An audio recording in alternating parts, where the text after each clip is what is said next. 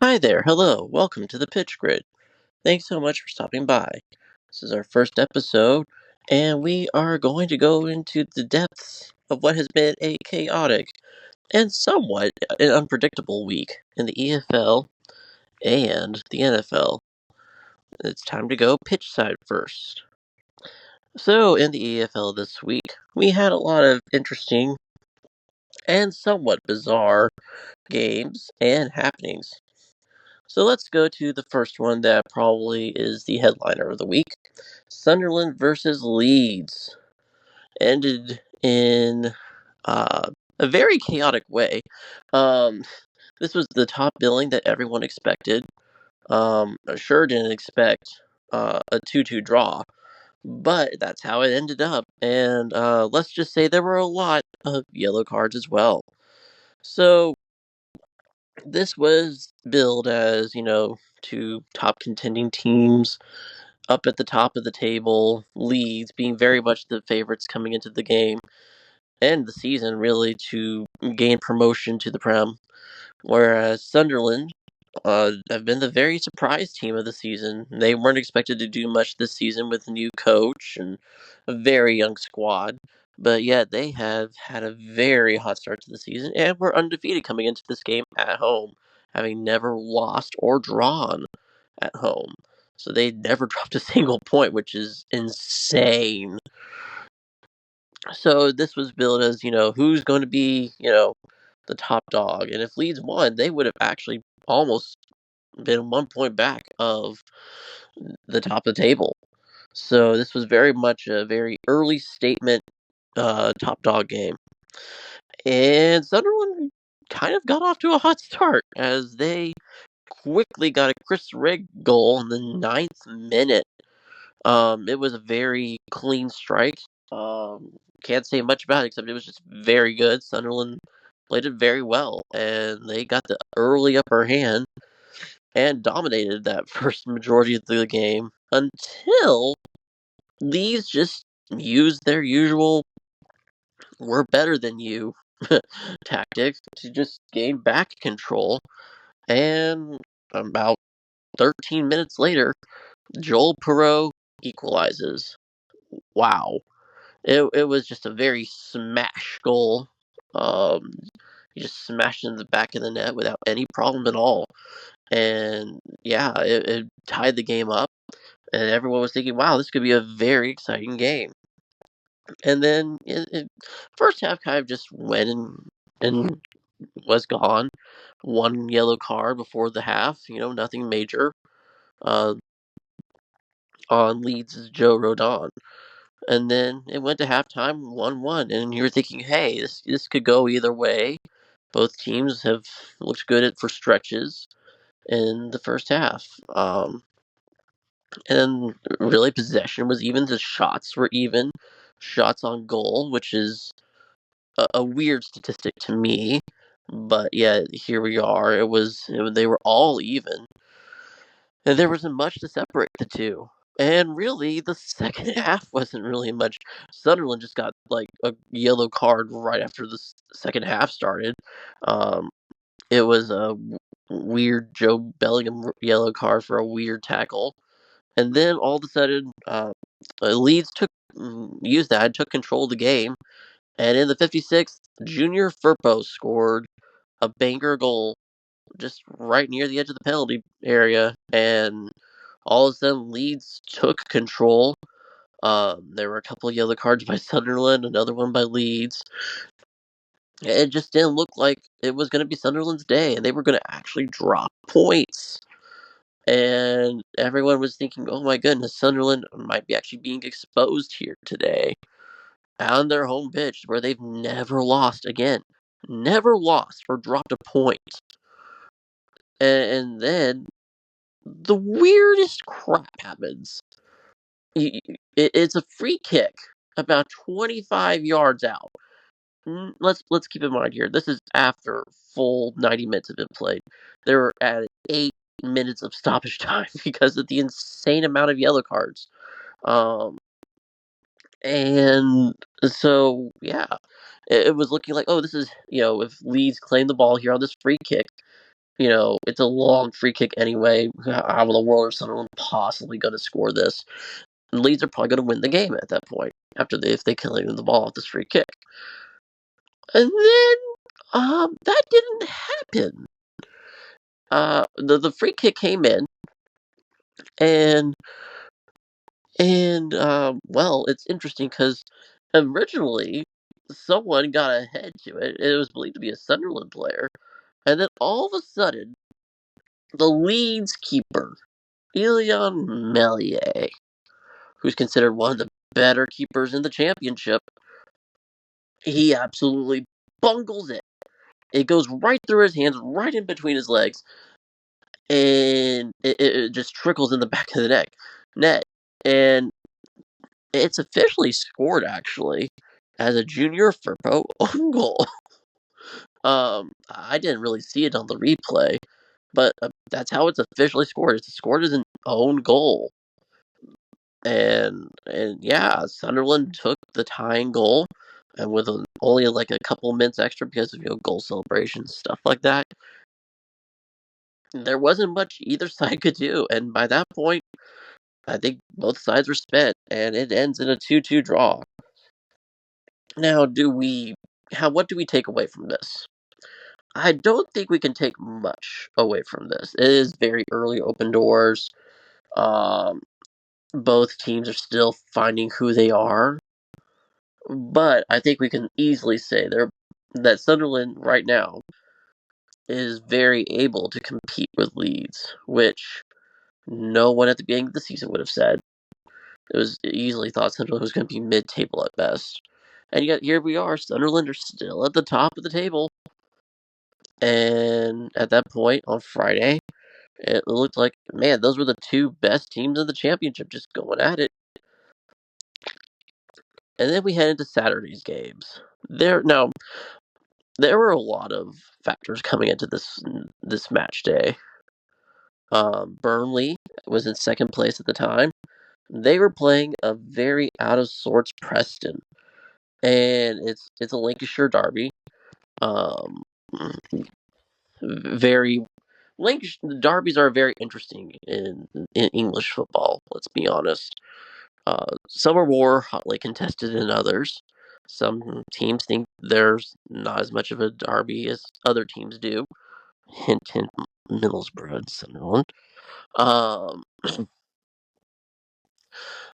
it just was a very interesting game, and one that everyone thought was going to be a very winnable game for Burnley, because Burnley, even though they haven't been the most convincing of squads, they've only been scoring about one goal per game, especially at home when they're at home, and they were easily.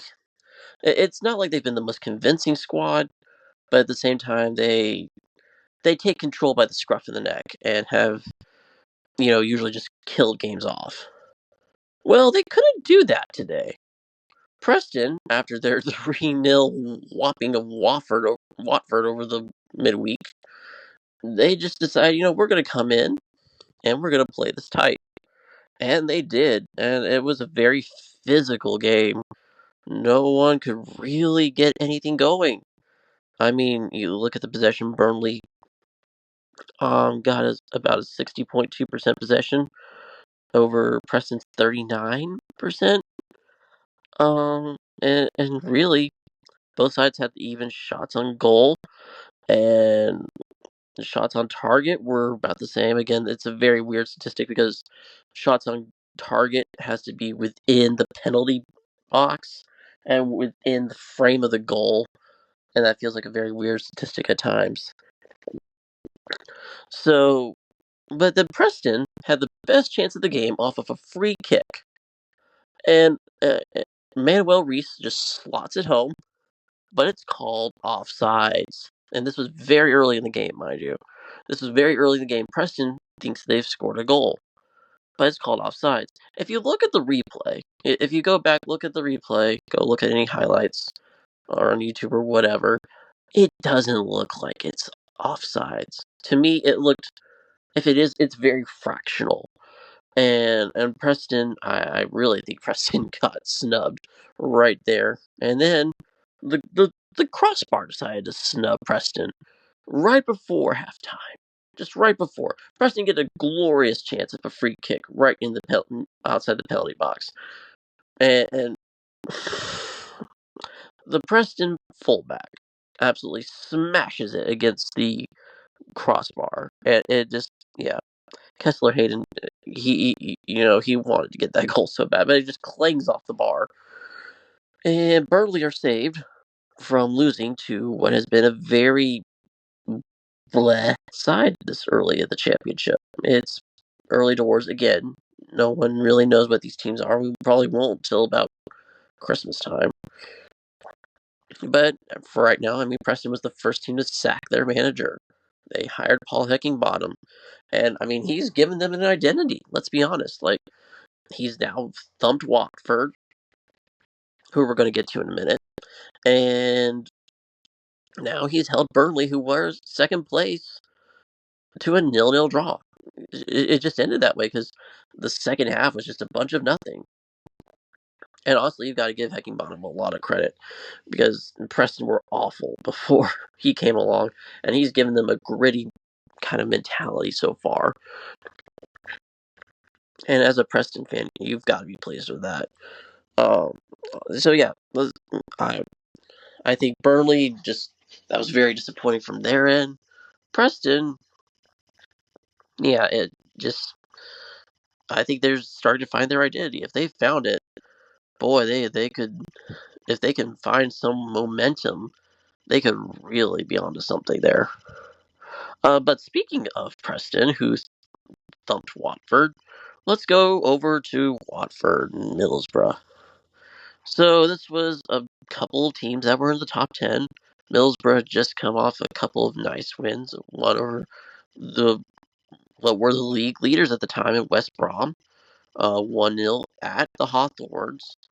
And they were looking for what was a 9-point week. That's very rare in football. In EFL football, it's just not often you can get 9 points out of 9. And it looked like they were going to do it. For the majority of this game, Watford had very few chances. Middlesbrough had all the chances. And again, they were sticking to their script of, we're going to hit these chances, but we can never convert them. And it's very frustrating. To be completely fair, I'm a Middlesbrough fan. And it's very frustrating at times to just see those chances not get converted. But I think there's still hope. So Middlesbrough had all the chances, and it felt like, oh man, they're going to get something at some point. It goes to half, pretty bleh, 0-0, and Watford start cranking up the pressure a bit, but then so do Middlesbrough, and then Middlesbrough just with what has been a very dependable formula, they finally find the goal off of a chaotic set piece of a free kick outside the box that just lands, and George Edmondson, the fridge, just plants it in the back of the net. It's 1-0 Middlesbrough. And they start their subs start coming in, and that's when the trouble started for Middlesbrough, because then all of a sudden Watford just took absolute advantage of any and every mistake, and they absolutely just tore it up the last 10 minutes of the game, and they scored 2 goals within less than 5 minutes. And that's, I mean, credit to them. They played it great. They were energetic. They were on all the loose balls, and they were just the team that wanted it more at that point. And they've been also a very surprising side, Watford.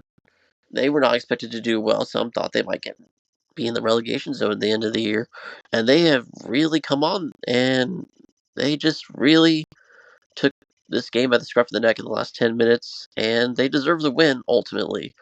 It's a shame for Middlesbrough they couldn't get all 3 points, but at the same time, like, you can see these both are very good teams, and on their day, they can both be good. Watford just converted their chances when they got them more, and Middlesbrough didn't. And I really do think if Middlesbrough can start converting the chances more often, they're not going to be able to be stopped because they get chances. They create the possibilities to be good. They just can't. And it's frustrating, but also positive in a sense compared to previous years. So there's a lot. Watford jumped up to the top six with this win. They go to 16 points, and Middlesbrough stays at 14. And so, yeah, it just became it was a weird game, but Watford deserved the win in the end. And then we get the absolute thrashing of the week. Norwich City and Hull City came into this game both a lot of people thinking, oh, these are two teams that are very evenly matched. This could be a fun game. This could, decide a lot of who's on the ascendancy. Norwich just said, yeah, we're better than you. There's not much to talk about this game because by the end of the first half, it was 2-0, and you really didn't think Hull could do anything. Hull tried their best in the second half. They just couldn't. And Norwich missed a penalty that would have made it 3-0, but then not long later, they just converted anyway. Another shot. They went 10 minutes after that penalty, and they still got that third goal. And it just never felt like, until the very end, even when it was 3-0, Hull got a chance to get a goal, and it went to the back of the net. But it was disallowed because it was called handball. And to be honest, I could see either way, but I really think it should have been allowed. And would it have changed the game? Absolutely not, because Norwich were still dominating. Norwich still had all the chances, all the possession. There was, yeah, I mean, the possession really, and you look at the final stats, possession really doesn't show it. They only had 56.5% possession compared to 43.5. Like, that's, you think, oh, that's not a lot. But then you look at the shots. Norwich had 19 shots compared to 15 or 16 actually for Hull. And yeah, then you look at the shots on target, 9-5, and that explains a lot. Because then, yeah, I mean, Hull had the more quarter kicks, but at the same time, like, they couldn't do anything when they got to the final third. They got great passes to get to the final third. It just their attack died. And this was after two very good performances where the offense just looked like it was clicking, where they demolished Stoke in the second half, make it 3-1 win at Stoke. And that was a very turning point for Hull, it looked like, where they were in the relegation zone at that point, and then they got the win. And then they go to QPR, they get a 3-1 win. And it looked like things were going up, and then all of a sudden Norwich just says, no. And Norwich at home, it was at Norwich. And they've been amazing at home. Boris Signs, absolutely class. Like, dude scored one goal, but it felt like he could have scored five if it hadn't been for offsides or the whole goalkeeper being absolute class. So yeah, it was a beatdown of absolute proportions by Norwich. Full credit to them. And yeah, they just absolutely stormed their way to that win and claimed the better of the everything. So, and then we get to another surprise. Uh, at the beginning of the season, Plymouth is thought to be absolute relegation fodder. They barely scraped by last year, and they were only 1 point off the relegation zone and stayed in the championship. And then they hire Wayne Rooney, who relegated Birmingham City. And well, he didn't do it himself, but he very much helped with that operation, just scuttling them to League One last season. And so everyone's like, oh, they're going to be bad. And it looked like they would be. I mean, at the beginning of the season, they got throttled by teams. But all of a sudden, they've started to find an identity. And it seems to be They found an identity in just being dominant at home. I mean, that's been Plymouth for years. Let's be honest. Home Park has just been a fortress for Plymouth when they're good. And it turned out to be the case. They hosted Blackburn, who was another surprising top six candidate at the time, and they got a 2-1 win.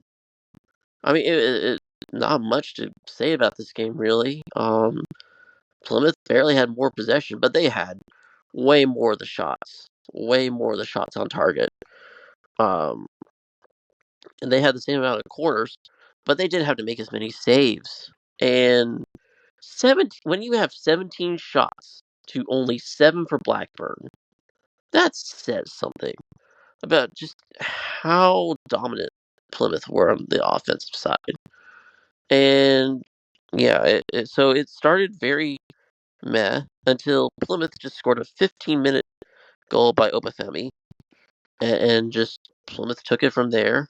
Um, and they had the lead for most of the game, even into the second half, until the 86th minute when Rankins Costello just equalized for Blackburn.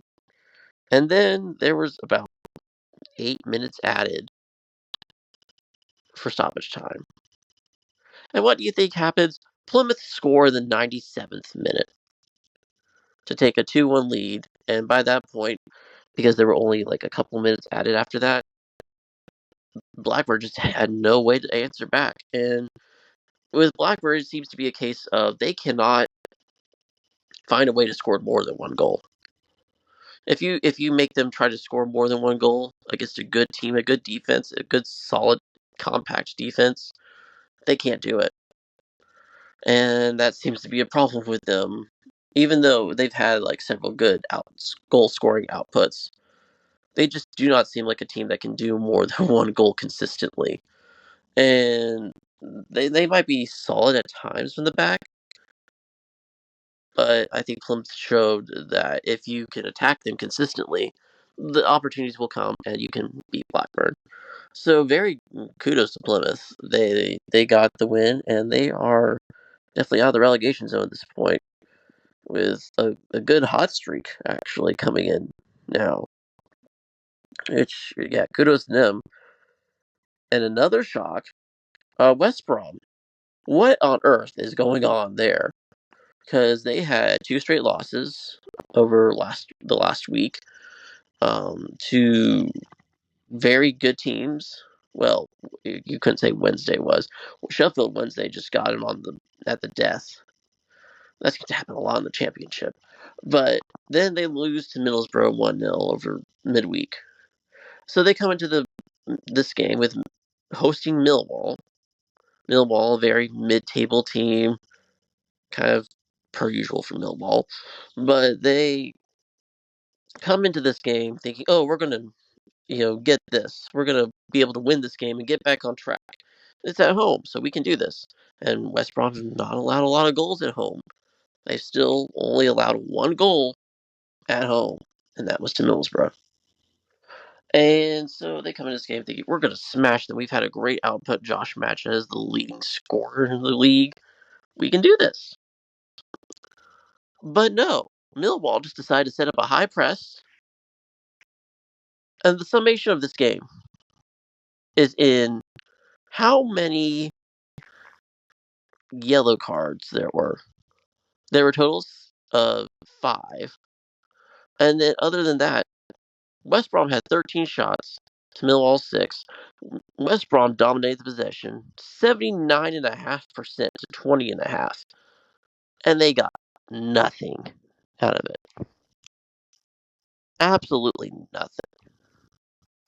There just seems to be nothing going on. And even though West Brom had all the chances, they have all the attacking power.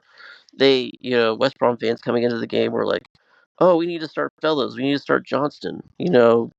Those were the missing pieces from not beating Middlesbrough over midweek. They started this Millwall game, and they got 13 shots and couldn't convert a single one. And Millwall had a couple of chances where it looked like they might be able to snatch it. They just couldn't either. Millwall is just a very inconsistent team. And yeah, West Brom has to feel gutted because they've dropped 5 points now at home over the span of two straight games, and that's got to be disheartening, especially after how hot they started. And yeah, it's absolute chaos in the championship. And then in League One, we had the surprise Birmingham coming into the game 7 unbeaten, lose to Charlton Athletic 1-0. Yeah, they lost. Birmingham lost. How on earth did they lose? I don't know. It doesn't seem possible because Birmingham were just dominating the everything about this game, and yet about the season. And then they just come into this one. They played an absolute stinker.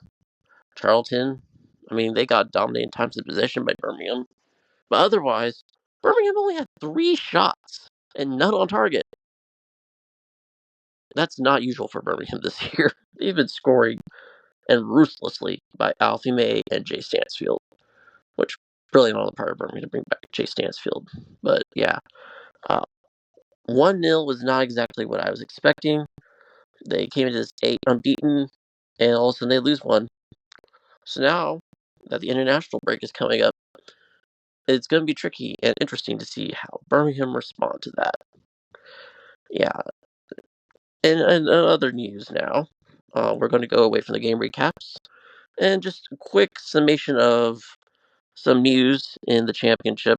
There was an 8-game suspension for Osmajic from Preston for the biting incident against Blackburn a week ago, where he confessed to biting a player, and he was charged with it by the EFL, and he's like, "Yeah, I did it," and he got an 8-game suspension for it. I mean, well deserved, but also it's just the weirdest thing. He's just on a tackle, also he just bites a guy in the back of the neck. Like what? Why? And there's no explanation either. Also, breaking news. Wayne Rooney has been charged with misconduct over the red card at the Plymouth Blackburn game. So, according to ESPN, Wayne Rooney has been charged with misconduct by the English Football Association, or the FA, over his behavior before and after being shown a red card when he was sent off in the Plymouth win over Blackburn. He was sent off after kicking a bottle into the crowd after his frustration boiled over when Blackburn equalized. The FA says the manager's conduct in the 87th minute was allegedly improper and or he used abusive and or insulting language toward a match official. It is further alleged that his conduct after being dismissed was improper and or violent. It's also alleged that by returning to the field of play after being dismissed, his behavior was improper. That's, yeah, I can see where the FA is coming from.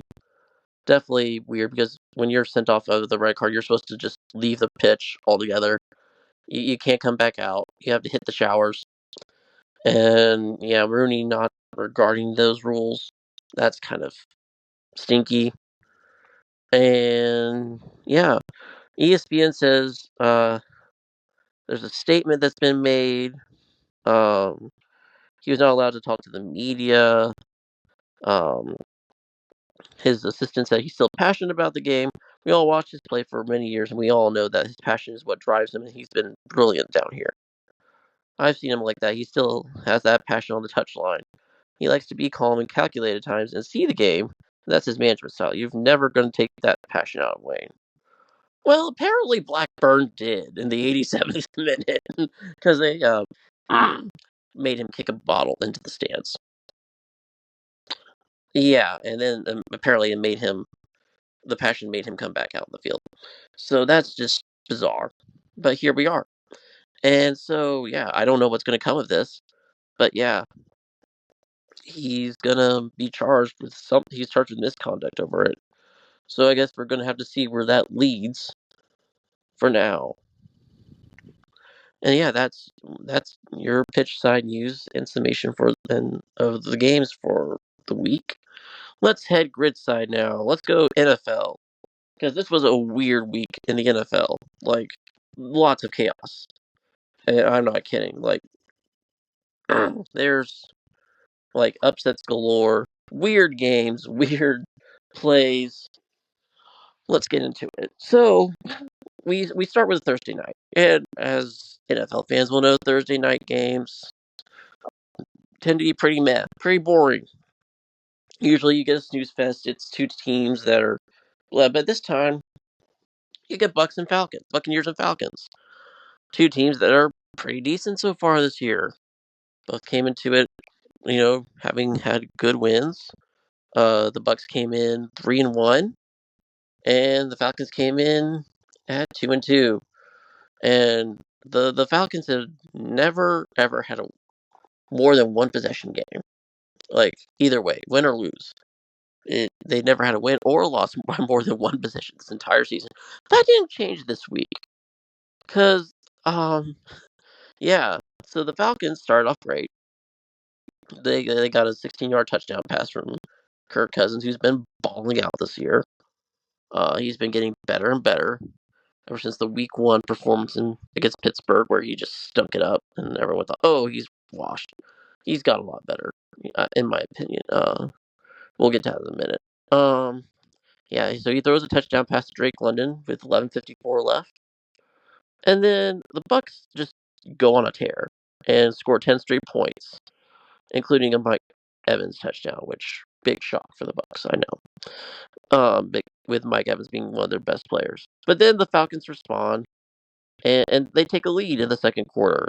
They get a 24-yard touchdown pass. It was a thing of beauty to Darnell Mooney, and Darnell Mooney has obviously been a very huge impact for the Falcons. He's just taken over as one of the top receivers. I mean, obviously he's not their top one because Drake London is their number one, but he's definitely been a very worthwhile free agent signing for the Falcons, and he proved it here when he helped them take the lead on the big shot. And then the Bucks responded. Um, and then we get to Young Hoku, who made a field goal to make tied up at 17. And then the chaos starts to happen because then after that the Bucks take the lead, and then the Falcons go right down the field before the end of the first half, and they go to try to score a field goal, and Koo misses it. Koo missed it. Koo is usually one of the more reliable kickers in the league, and he missed it. Like he hit a 57-yarder against the Saints the week prior. Like that was almost nothing. This was, I think, a 51-yarder that he missed. Um, yeah, it was a bizarre game for him, especially because, like I said, he rarely misses, and so yeah, it went into the half, 24-17 Bucks, and so after that, the both teams traded possession. And then Young Waku gets another chance, and he nails a 48-yarder to make it 24-20 Buccaneers. And then right after that, they again trade possessions, and the Bucks go and get their own field goal to end the third.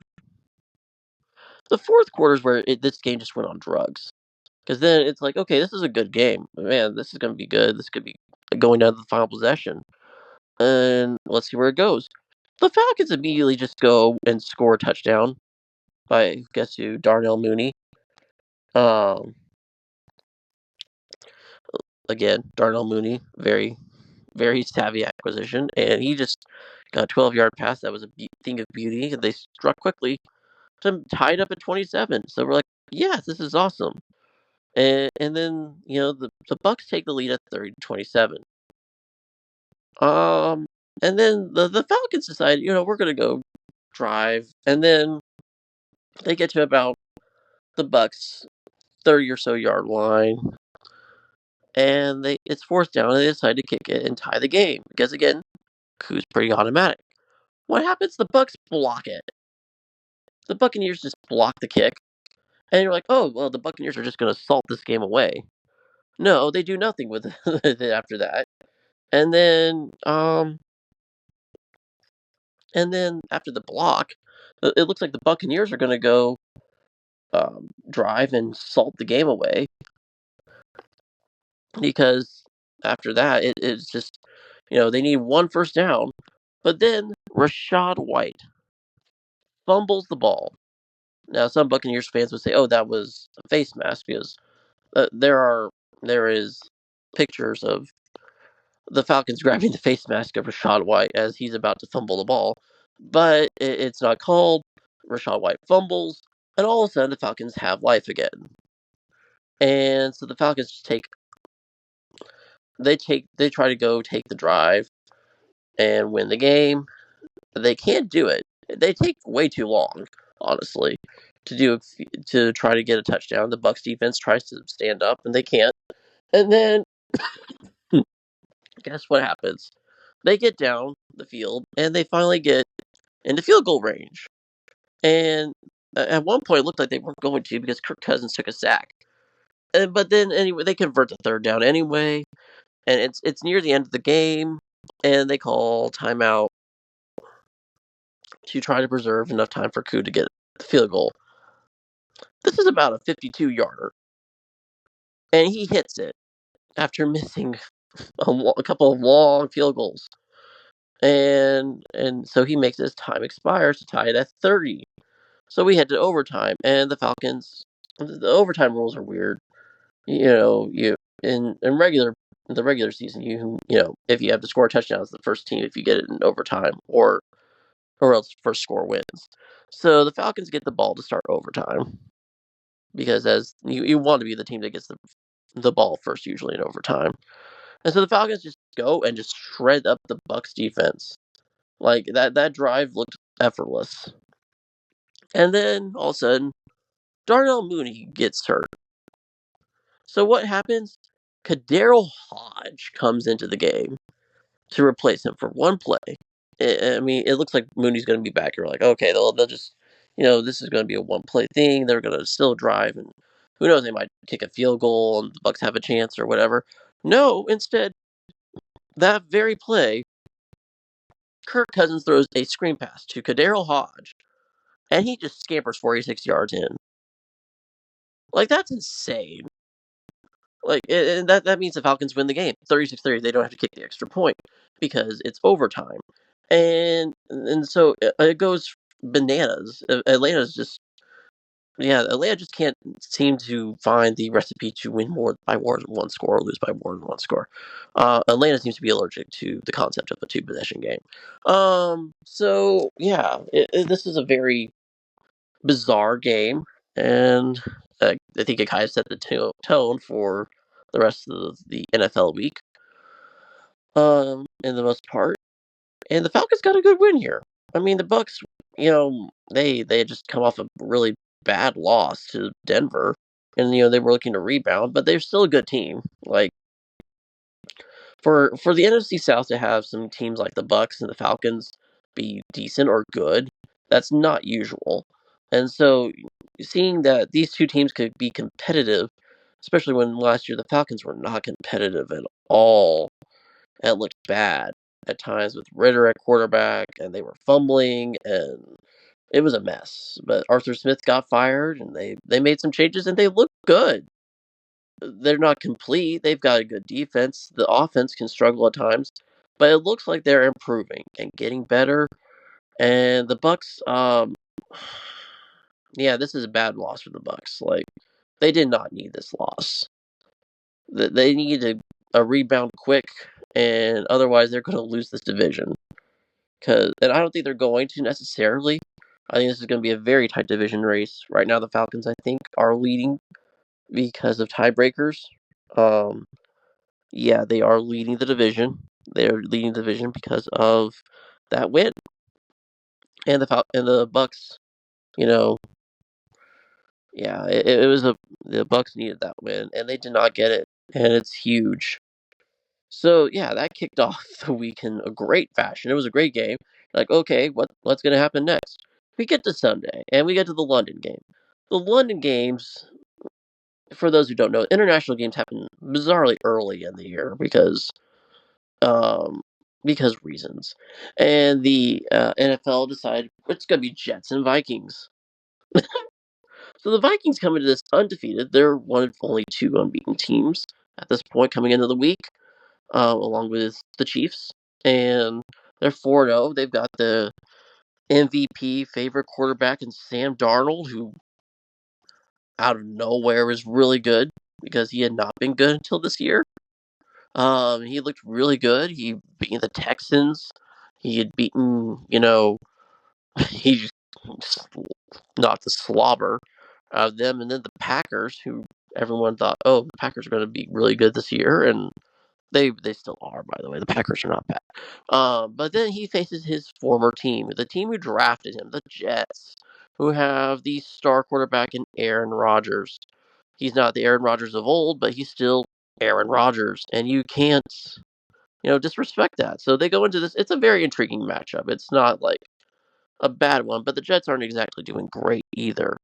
Like they needed this win. They came into this game 2-2, looking very bleh on offense. The defense was getting better, but it still wasn't great.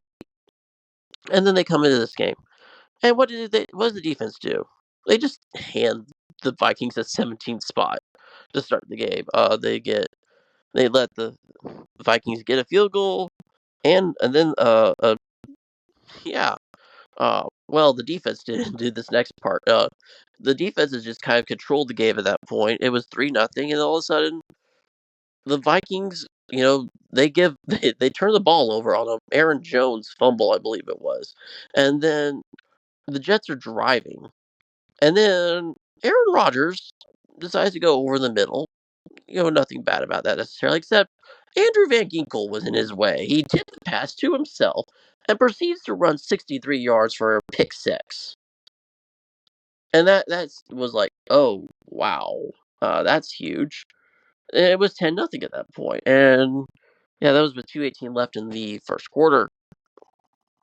And then after that, the teams traded punches. No one could really do anything on offense again. And then the Vikings decide to proceed to go down and score a touchdown by C.J. Ham. And it's 17-0. You're thinking, oh my goodness, the Jets are awful. The Vikings are amazing. They're going to be Super Bowl contenders. The Jets are like, hold up, wait a second. We can do something about this. And they proceed to go down the length of the field. And with 36 seconds left, Elazar catches a beautiful pass from Aaron Rodgers. It's 17-7 going into the half. And all of a sudden you're like, oh, well, this could be something. I mean, still doesn't mean the Vikings are bad or anything, but they could still do something. The third quarter proceeds to be a defensive slugfest once again. No one could do anything. No offense could do anything. Darnold threw a pick. Rodgers threw. We're going to get to this later, but Rodgers threw a lot of picks in this game, and I think he threw one in the third quarter as well. And then, the Jets get a field goal with 50 seconds left in the third to make it 17-10. And you're thinking, okay, this is a game. Actually, how is this a game? How is this a game with how bad the Jets have been on offense? How bad the Vikings were making them look early, especially on the defensive side, where they were just making the Jets look awful. And all of a sudden, the Jets have come back into this game. And then all of a sudden, the Vikings go down. They score a field goal. They get a 53-yarder from Will Reichert and make it 20-10. You're like, okay, the Vikings are back in control. This should be able to be salted away. No. Instead, the Jets proceed to methodically go down the field and get a Garrett Wilson touchdown. It's 20-17. You're like, okay. Are the Vikings about to choke this? Because the Vikings have a history of choking things, let's be honest. And then they go down, they proceed to score a field goal. It's 23-17, the Vikings score a field goal on a 41-yarder. You're thinking, okay, why isn't Darnold being so good as he has been? He's, been on point usually the past 4 weeks. But he's not looking his normal self. The Jets defense is clamping up and doing a pretty good job. Let's be honest, most of his throws were going to Justin Jefferson. It was starting to really be weird how many times he was targeting Justin Jefferson. Like, I know Justin Jefferson's great. He's one of the top receivers in the league. But my heavens, do something more than just chuck it to Justin Jefferson every play on when you're passing. And to be fair, like the Vikings, like Aaron Jones was hurt, so that hurts their run game quite significantly. But like, yeah, it felt like an offense that needed more answers than Justin Jefferson. So it's 23-17, and the Jets just proceed to methodically go down the field. It's with less than 3 minutes to go. And it looks like they're about to go score the maybe game-winning touchdown. And they're on the 30 or so yard line of the Vikings. And then Aaron Rodgers decides to go for the home run ball and chuck it, and he throws a game-sealing pick to Stephon Gilmore. Also, Stephon Gilmore has been on so many teams. I think he's going to be the Ryan Fitzpatrick of quarterbacks. And yeah, that ends the game, and the Vikings go to 5-0, and the Jets go to 2-3. And so you're thinking, oh, okay, this was a bizarre game. Like, you look at the stats. Sam Darnold is 14 of 31 passing for 179 yards and a pick. That's not great, but it's not bad either. But then you look at Aaron Rodgers' stats. 29 of 54. 54, and you have Breece Hall in your backfield. 54 passes for 244 yards, 2 touchdowns, 3 picks. The offense cost the Jets a win, in short, because that defense gave them every opportunity in the world to come back and win this game, because they made the Vikings look human for once on offense. And the offense could do absolutely nothing. And that's going to be kind of funny when we get to some breaking news that just dropped today. Because guess what? The Jets fired Robert Saleh, their head coach. Why? Your defense is playing great, and you decide to fire your head coach, who is a defensive-minded coach. You're only 2-3. Also, a funny stat about this firing: Woody Johnson, he's the owner of the Jets. He's been their owner for 25 years. What other crazy stat? The Jets have been a dysfunctional organization for years. It's not a big secret. They've had a couple of good years, AFC Championship appearances, but otherwise they've been bleh. They've been meh. Not really. They've been basement fodder for the division they're in.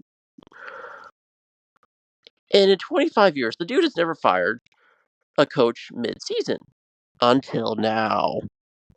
And you've really got to think, Aaron Rodgers, are you behind this? Do you really not like Robert Saleh? Because this feels like a scapegoat to appease Mr. Rodgers, to make him happy. Because the defense is good, but not, it's not perfect. But they were down Sauce Gardner, and they still were holding the Vikings to 23 points and making them look human. Like, if we find out later that Aaron Rodgers had something to say in this firing, that's not good. Like, this is kind of a weird firing, and it's typical Jets. But also, you gotta feel bad for the Jets because, like, they a lot of people had them go in playoffs. Some were thinking, oh, they could go to the AFC Championship. But it feels like those are way too big expectations now. And now with Saul being fired, can you even think about playoffs now? Can you think about maybe even winning the division? Bizarre part is they could get the division lead on next week's Monday Night Football if they win and things go their way. That's the bizarre part. Like, that's how weird the AFC East is. We're going to get to that in a minute. But yeah, it's just Jets. What are you doing? And why are you doing it? Anyways, so let's head on to more Sunday action. That was just a foretaste of what had happened later on in the day as we get to, let's go Bills Texans, staying in the same division because the Bills are in the same division as the Jets. So the Bills came into this game 3-1. They got humbled at the hands of Lamar Jackson and the Ravens, and they got their first loss of the year. And then they go to Houston, who is kind of coming off of a weird game against their rivals, the Jaguars, their division rivals, the Jaguars. And they barely won that game. It was a weird back and forth game. And so they come in. The Texans are still the Texans, but they have a lot of injury problems. And yeah, it didn't look good for the Bills. Like the Bills had looked pretty invincible the first 3 weeks. Then they get pounded into the earth by the Ravens. And then they start well. They get a field goal to make it 3-0 at the beginning of this game. Then the Texans just rattle off 20 straight to make it a 20-3 ball game. And then Josh Allen decides, okay, we're going to finally start playing some ball. And they claw back, they scratch back. They show how good this team can be on offense when they want to be, because they started to rattle off their own 17 straight points, and they tie the game at 20 to 20 actually. And so you're thinking, oh, this is great. They just need to stop, and they can get the ball back. They proceed to go on their own 5-yard line, throw it 3 times, and turn it over to the Texans, who promptly go down and get the game-winning field goal with as time expires. Also, I do want to point out Josh Allen did get concussed, and there are some people saying, "Oh, he shouldn't have gone back in." It did look bad. I am very shocked that he went back into this game. Um, yeah, it was a weird game because it felt like very much of a momentum swing game where the Texans get the 20 straight points and then the Bills get their 17 straight points. It was a weird game. Both teams, you thought this would be a good game, and it got to be a good game. But you could tell overall the Texans were just the better team. The Texans were just better, and yeah, there's no other way to put it.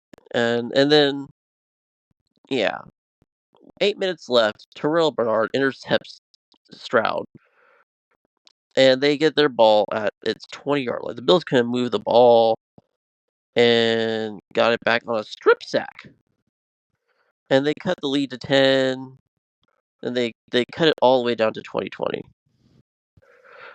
Uh, it, it just feels like the Bills just can't seem to get out of their own way at times, and that's got to be disappointing for Bills fans. You got to feel for them because, like, you look at the stats. The the Texans had almost twice the amount of yardage the Bills had, 425 yards. They had 2 turnovers. The Texans turned it over twice, and they still won the game. Like, usually, if you win the turnover battle, you usually are going to win the game. Not this case. The Texans lost the turnover battle by 2 and still won it. And to me, this feels like the Bills are starting to finally kind of see the reality of who they are. It's not a bad team by any stretch. They're still a good offense. They still got a good defense. It's very injured, but they still are a good defense in some aspects. So, what are the Bills? I don't know exactly. I don't think any of us are going to know. I think we're still finding out the identity of a lot of these teams because it's still like early October and we're just past the first month of the season. So I wouldn't panic yet if I were the Bills fans. But also, this was a hard loss to take, especially when considering, I believe they play the Jets next week on Monday night. Yeah, Jets and Bills fans, buckle up and get a lot of Pepto-Bismol because this could be a weird game. I do expect the Bills to kind of pull that out probably, but it's gonna be a weird game probably. Speaking of weird games, let's go to the Ravens Bengals game because that was absolute insanity. The Bengals came into this 1-3. Not great start obviously. They had losses to the Patriots, Commanders, and the Chiefs, and they were close losses, but they were weird losses. Like you don't exactly know what's gonna happen, and yeah, this game kind of was also you didn't know what to expect because it's a division game. You never know what to expect with the divisional games because both teams can absolutely turn it on and play each other tougher than other non-con or non-division teams would, and that turned out to be the case. The Ravens came into this game coming off that smackdown at Buffalo. They had turned their season around from going 0-2 to they were 2-2 now, and they're like, and this was basically a who can get out of the division basement faster game, and the Ravens started hot. They got a 7-0 lead off a Derrick Henry touchdown run, and that was the only score of the first quarter. And then the Bengals decided to just go nuclear. They tied the game at 7. And then the Ravens came back and scored their own touchdown. But then the Bengals decided to just absolutely go God mode. Because they got a safety because they pinned their punters. The Bengals punter's been amazing. He pinned them inside the 5. And Sam Hubbard, who has not done well this year, got a safety in the end zone. Obviously, that's where you get safeties. And it's 14-9 Ravens. And you're like, okay, this is interesting. And then proceeding on the possession, because after you get a safety, you get a possession after that. The Bengals score a touchdown and go for 2 and take a 17-14 lead at the half. Okay, cool. I mean, this is kind of bizarre that they got a safety and there's still 17-14, which is a normal score. But then the Bengals went on, took a touchdown out of the half. They made it 24-14. Okay, cool. Ravens respond and make it 24-21.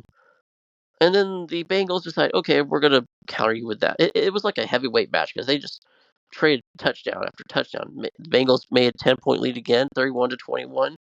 Then the Ravens, they got a pass from Lamar. Lamar and Burrow were fantastic in this game. Both were insanely good. No one had a turnover. It was 31-28 Bengals. And then Jamar Chase takes it all the way to the crib from 70 yards out from on a screen pass to make it 38-28. You're thinking, okay, the Bengals are going to win this game. There's no way they're going to lose a 10-point lead with how their offense is playing. And then he remembered the Bengals have no concept of defense. And then Lamar decided to go down the field and be God mode. Because okay, so picture this. The Ravens are on a drive to try to make this a 3-point game, right? They try to make this a 3-point game because they're in desperation mode at this point. And it is, yes, second and goal. Second and goal at the 6. Lamar Jackson gets the snap, fumbles it, by the way. And this is how you knew the game was going to start getting insane. He fumbles it. He goes backwards. He's being chased. He gets to the end line, the out of bounds line on the sideline, whatever you want to call it, and he tosses it, a prayer, into the end zone. And Isaiah Likely decided to atone for his sins in week 1, where he stepped out of bounds with his big toe and cost the Ravens the game in Arrowhead, and caught it. He caught a touchdown to make it 38-35. Ravens are down 3, and they get the ball. They kick off at 5:24 to go in the game. So this is with 5 minutes 24 seconds to go. The Bengals get the ball, and they start driving again. Like, this is no news. Like, they get it all the way down to 3 minutes and 5 seconds. You're like, okay, Bengals are going to go either A, salt the entire clock away, or B, they are going to score a touchdown and end the Ravens right here now. It is 3:05 to go. By the way, the Bengals decide to pass. I don't know if you know the rules, but like if you pass and it's incomplete, that stops the clock, and the Bengals don't want the clock to stop because obviously it's a 3-point game. So anyway, they decide to pass. It's 2nd and 15, so that's a passing situation usually.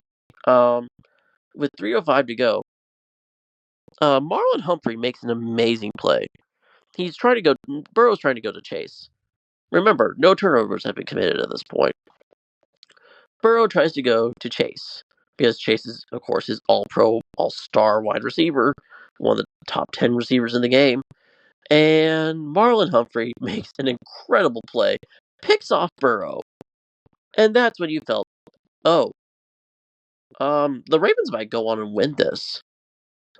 Credit to the Bengals though, like they had the chance to, you know, fold here, like they have so many times with that defense, and they did. They stood up, they stood tall, and the Ravens got the ball, drove it, and with only a minute 35 left, they couldn't do it. They got stopped him and made it 4th and 6 for the Ravens at the Bengal 38-yard line. And Justin Tucker does Justin Tucker things and kicks a 56-yard field goal to make it 38 all with a minute 35 left. So you're like, okay, so this is tied. How? I don't know. But let's go try to win this game, Bengals. And the Bengals decide they are going to let's see. Oh yeah. The Bengals decide to try to go win the game, and that it fails instantly because Burrow gets sacked, and then after that the drive is killed, and they punt it, and it's the end of the regulation. And yeah, so we get to overtime, and that's where the game went from crazy to on drugs. Because the Ravens get the ball out of the end of regulation to start overtime. The Ravens look like they are going to dice up the Bengals. Like they start driving. They go 4 minutes. And they're at the Cincinnati 39. Like you're thinking, oh man, they could go win this thing right now. Instead, Lamar gets a weird snap, and he fumbles it. He takes his eyes off of it for a brief second, and he fumbles the snap. It's kicked. And then the Bengals proceed to pick it up. Lamar hacks it out of the guy's hand. The ball is booted again. It's mad chaos. And guess who picks it up? It's the Bengals. The Bengals pick it up, and you're thinking, oh man, the Bengals are going to win now. They just need a field goal to win this game. Zach Taylor decided to run the ball. They ran the ball 3 times. And yes, their kicker, Evan McPherson, is amazing from long range. He, at least historically, has been. But then we get to, okay, so it's 4th and 7 at the 35-yard line, and they decide to go for the field goal to win the game. It is a good snap. The holder drops the ball, and McPherson boots it wide left. And so now the Ravens get it back, and okay, I don't quite agree that Zach should have run the ball all 3 times. They probably could have gone one pass and tried to get a little closer. But also, I can also see why you would run the ball as well because you trust your kicker. It's a weird situation. It's full of nuance. Um, but also you think, oh man, our defense won us the game. Let's just get out of here and get the win. But no, McPherson misses it, and then the Ravens get it, and you're like, okay, are we going to have a tied game at this point? What's going to happen? Well, what happens is the Ravens catch the Bengals in an adjustment they don't need to make, and Derrick Henry scampers for, oh yeah, 51 yards. After being contained for most of the game, Derrick Henry finally finds his calling of, being a godlike running back once again, and he scampers all the way to the Cincinnati 6-yard line for, yeah, what is potentially and pretty much a chip shot field goal. And Justin Tucker, being Justin Tucker, boots the chip shot through, and the Bengals go to 1-4. That felt like a back against the wall. This is our season type of game for the Bengals. They needed that game. They needed to go to 2-3 and feel like, okay, we're back in the race again. We're back in the division. Our division's weird. We've got weird the Steelers are just starting Justin Fields, and we don't know how good they will be for much longer. The Ravens are 2-2. They could, we're back in this. They're 2-3 also, and but they lose, and this just feels so Bengals-ish, where they're 1-4. You gotta feel bad because like they felt like this was their year. They wanted to do so good, and they wanted to get back to where they had been 2 years ago in the Super Bowl. It does not feel like they're going to be to the Super Bowl because that defense is non-existent. I mean, the Ravens' defense was non-existent either most of this game. Let's be honest. Um, and it felt like two teams that knew each other well, and two teams that were desperate, and the Ravens just found the exact amount of luck and the exact amount of we're better than you to pull out a 41-38 win in overtime. And with the Ravens, Lamar cooked. Lamar was great. Let's listen to these stats by both of these quarterbacks and just appreciate how gaudy these numbers are. Joe Burrow, 30 of 39, 392 yards, 5 touchdowns, and a pick. Absolute perfection. Like you could ask for a better game for your quarterback in a losing effort. Lamar Jackson, 26 of 42, 348 yards and 4 touchdowns. That's insane. Two absolute MVP type caliber quarterbacks just going at it, blow for blow, and you've got to have nothing but respect as a fan of either team for those quarterbacks because that showed how good both of them are and both how good they can be. The Bengals defense just let them down in the critical moments, and yes, Burrow threw the pick, but you can't blame him for the loss in total because yeah, the Bengals have a lot of questions to answer. I don't know if there's an exact right answer. Maybe the defensive scheme might be it. I know Lou Anarumo has been praised up and down, but do we go with the scheme or do we go with it's the players? And that's a question I think only the Bengals themselves can answer, and I don't know if they'll answer it the right way. So a tough, insane, probably game of the week, maybe game of the year happens in Cincinnati. Let's go to one more game on the Sunday slate that was kind of weird, kind of grimy, gritty. The Cardinals went on to play the 49ers in San Francisco. The Cardinals came into this game 1-3. Very inconsistent looking.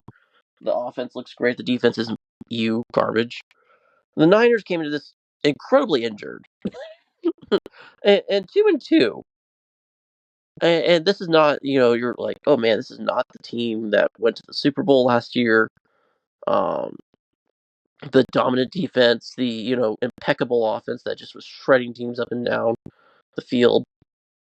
Um, and then you get to this game where the Niners just, the Cardinals start out with a 7-0 lead, but then the Niners take control. It's 10-7. And then it just kind of went into a weird mush game where the Niners just couldn't seem to pull away. The Cardinals just kept hanging around, made it 10-10, and the Niners took the lead again, 13-10, 20-10, and then 23-10. So they pulled out a 13-point lead. You're like, man, this looks like this game could be over. Like the Cardinals can't do anything. They're not able to drive anything on offense. Defense can't stop the Niners. The Niners are finally kind of showing they can be gritty. And then the Cardinals decide to pitch a shutout in the second half out of nowhere. And all kudos to Jonathan Gannon. Whatever he said in that locker room worked because the Cardinals just made the Niners work for everything and couldn't. The Niners just couldn't seem to get out of their own way or out of the Cardinals' way because the Cardinals just decided to blow them up with 14 points. And it was a weird 14 points because so they get make it 23-13, right? The Cardinals, it's 23-13 in the fourth quarter, and yeah, it just looked like this the Cardinals can't do anything, and then the Cardinals. Oh yeah, by the way, there was a blocked field goal for a 61-yard score, a kick six, if you will, for the Niners in this game that made it 20-10. So that was pretty cool. But that kind of was the highlight, and then the Cardinals just took over, made everything difficult for the Niners. 23-21 with 11:25 to go in the fourth. So you're like, okay, this is close, but they've surely the Niners are just going to put this away. But no, instead they just make the Niners grind. The Niners can't do anything on offense. And then the Cardinals get the ball late in the game. And Kyler was clutch. Kyler was clutch when he needed to be. He drove them down the field along with James Conner. James Conner, by the way, shout out to him. He was great in that last drive. And Chad Ryland um, kicked the game winner to make it 24-23. And you're thinking, okay, Niners have a shot. Niners can win this game, with a field goal. And they get the ball. They're starting to drive. They're cooking. And the Cardinals have had no pressure the entire game. None whatsoever on Brock Purdy. And then all of a sudden, Jonathan Gannon, or whoever called the defense on that play, was genius because they call an all-out blitz, a six-man blitz. And who, I forget who hit Brock Purdy, but he hit him on the elbow and made it flutter just enough where the receiver could not find the ball in time. But Kaiser White on the Cardinals found the ball, and he made a spectacular diving grab to end the game for the Cardinals.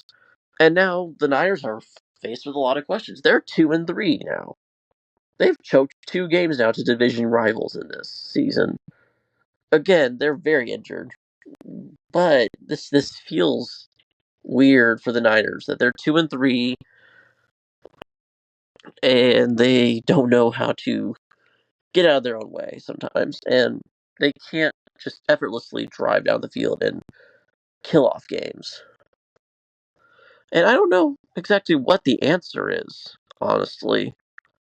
Again, it's very early. I don't think we're fully going to know a team's identity until early November, mid-November, maybe closer to Thanksgiving.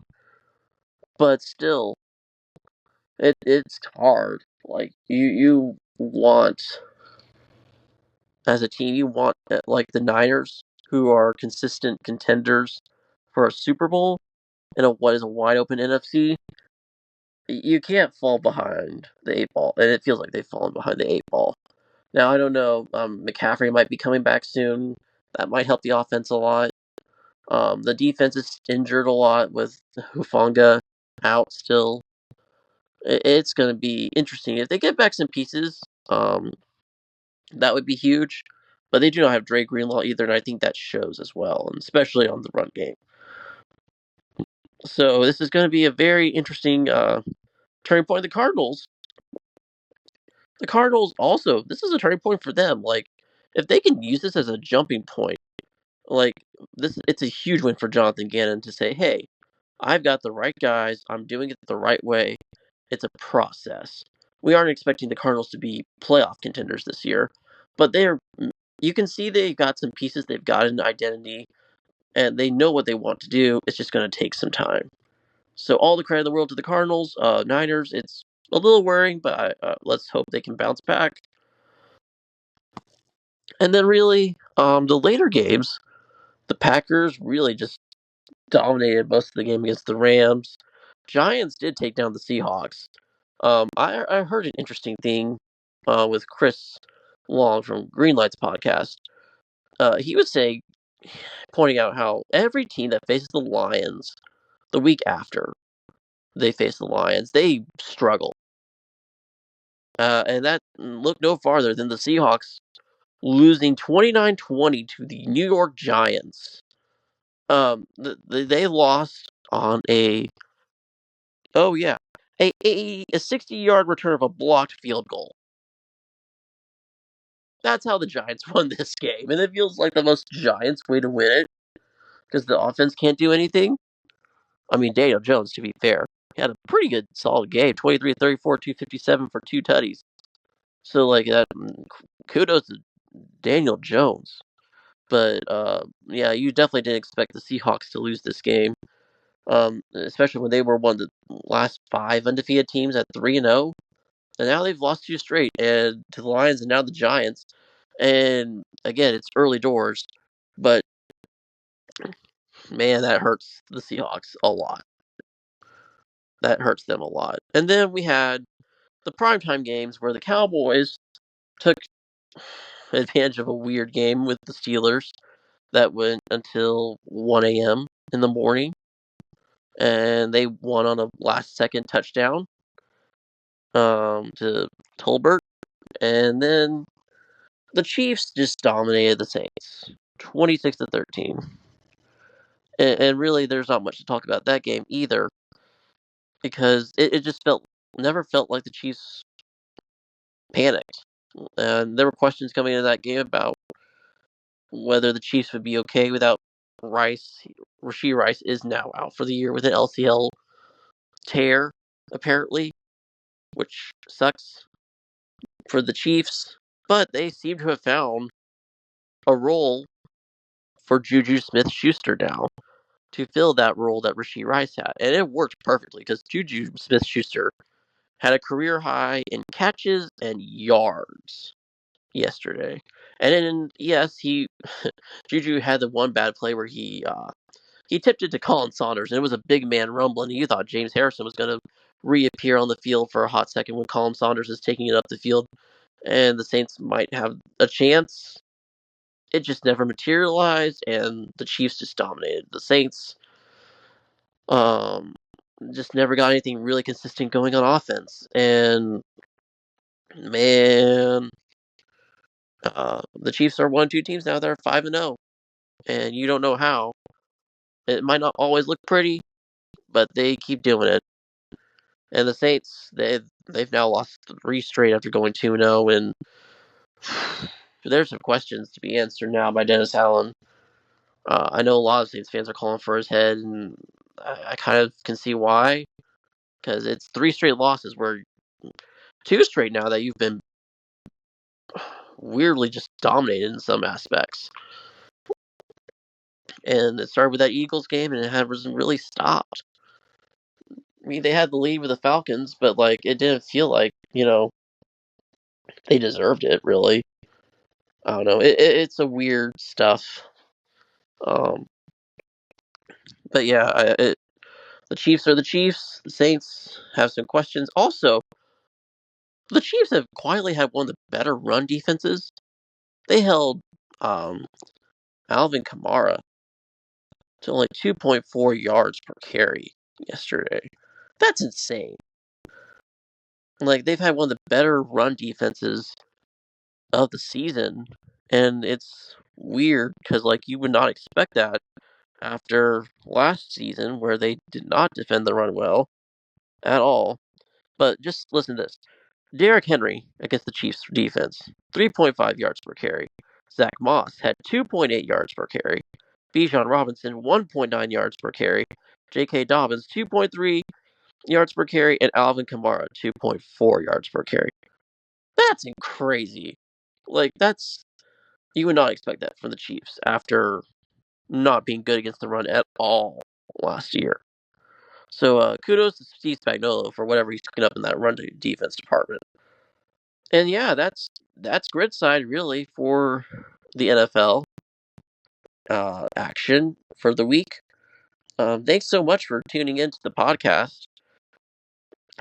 If you want, please give us a like, a share, and a follow. We're on YouTube, we're on Amazon, Audible, Spotify, and we would appreciate any and all follows. And yeah, check us out next week as we are going to probably be diving into mostly NFL action and maybe some League One because Championship and Prem are on break, international duty for the next couple of weeks. So yeah, we'll see you all next week on the pitch grid.